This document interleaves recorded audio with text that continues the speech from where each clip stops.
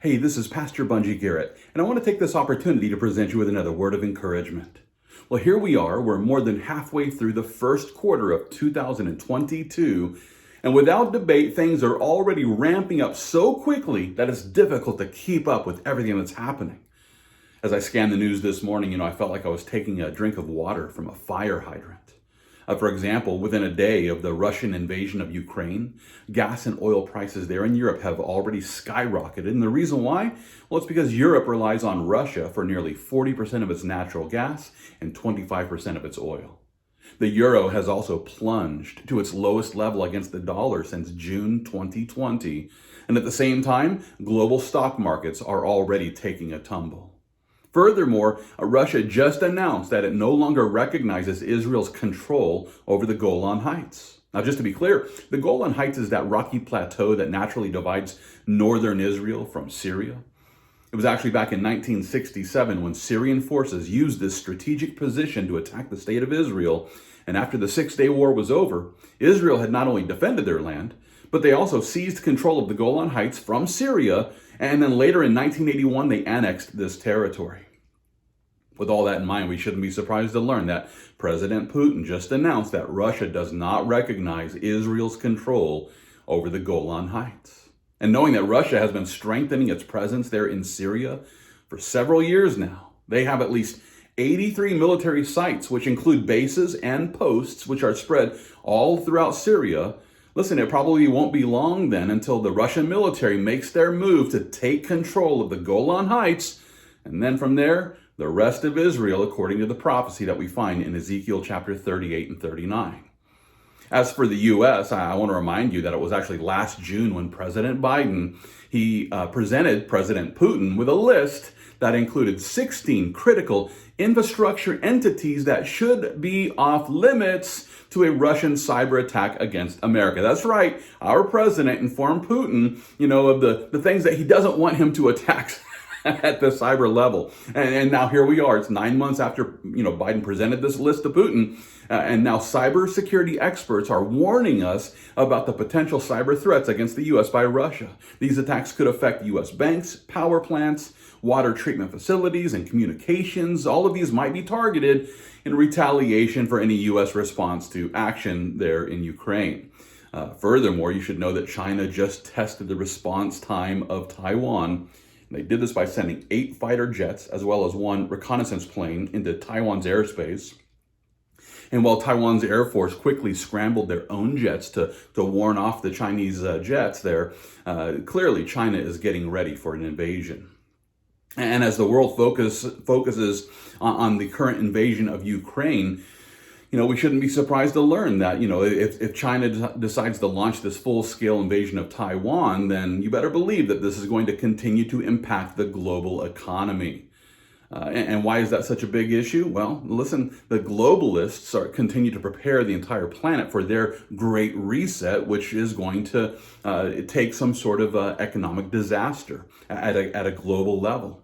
In order to prove my point, I would direct your attention to a statement that was made by Klaus Schwab, who is the executive chairman and founder of the World Economic Forum. It was actually 5 years ago, back in 2017. It was during a forum at Harvard's John F. Kennedy School of Government. That's when Klaus Schwab spoke candidly about the way that he's been, guiding every government throughout the world. Here's how he put it, and I quote, "I have to say when I mention names like Mrs. Merkel, even Vladimir Putin, and so on, they have all been young global leaders of the World Economic Forum."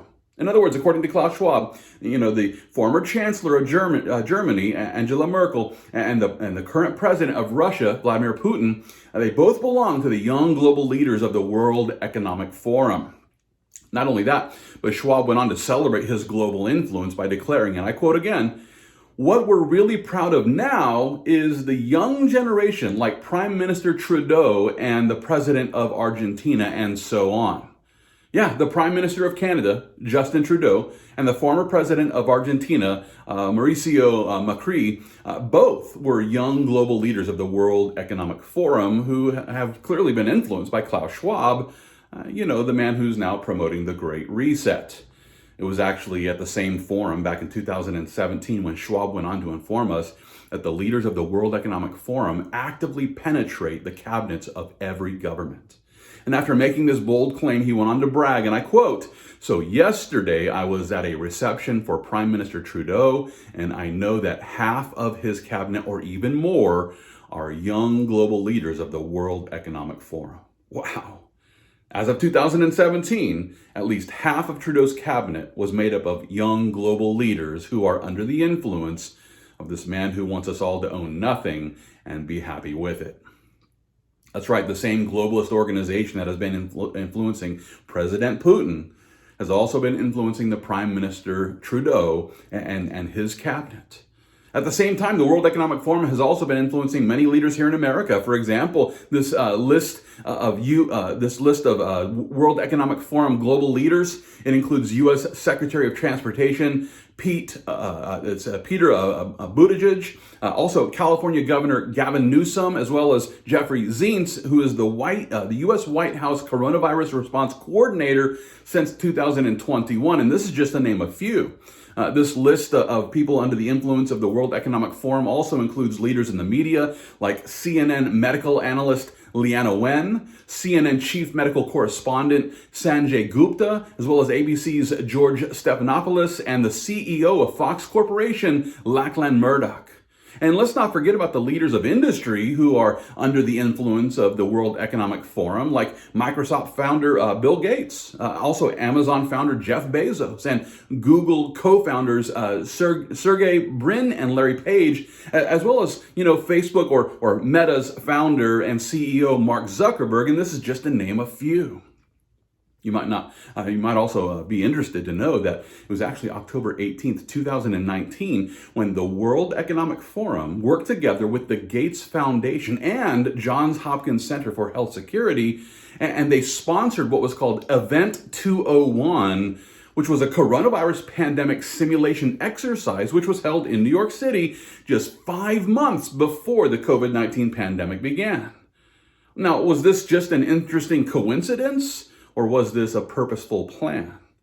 Well, before you make up your mind about it, it might interest you to know that it was July 2020 when Klaus Schwab then authored a book titled COVID-19, The Great Reset. You can actually buy the book on Amazon for $19.99.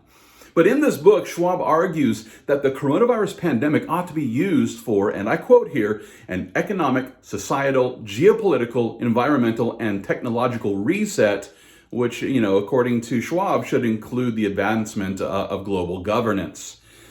Now, think about that for a moment. This man who conducted a coronavirus pandemic drill back in 2019, 5 months before the actual pandemic broke out, he turned around and wrote a book 5 months after the actual coronavirus pandemic happened, and the content of this book is all about the best way for leaders to use this pandemic to establish a global government, for the greater good. This is the same guy who admitted back in 2017 that he's been influencing the cabinets of the world governments, including his influence over Putin and Trudeau and many, many others. All of this in order to create this great reset. Oh, and let's not forget that this is the same guy who's been a leading proponent of digital biometric identity systems, which is just a fancy way of saying that the Great Reset is going to include some sort of implanted chip, which will become the ID for every person who wants to be involved in the global economy. That's right. The World Economic Forum has been collaborating with the Gates and the Rockefeller-funded ID 2020 Alliance, which is a program that's gearing up to provide digital IDs through these vaccinations. And so, while the world continues to watch Russia's invasion of Ukraine, we must not lose sight of the bigger picture, which is simply this, that our planet is clearly being primed for the rise of the Antichrist, which, according to John the Revelator, is going to result in a one world government led by this leader, the Antichrist, who is going to require every person to worship him and to show this worship by receiving a mark in their right hand or in their forehead. Now, as we see that the time of the Antichrist is clearly on the horizon, we can rejoice in knowing that the rapture of the church is even closer. That's right, the rapture of the church is going to occur before the man of sin is revealed. And it's for this reason that the Lord Jesus declared, when these things begin to happen, look up and lift up your heads, because your redemption draws near. Christian, listen. I truly believe that the day of our redemption is drawing near, and it won't be long until the Lord catches us away in the event known as the rapture of the church. Not only that, but listen, it's in John chapter 14 where the Lord Jesus declares, "Let not your heart be troubled. You believe in God, believe also in me. In my Father's house are many mansions. If it were not so, I would have told you. I go to prepare a place for you. And if I go and prepare a place for you, I will come again and receive you to myself, that where I am, there you may be also."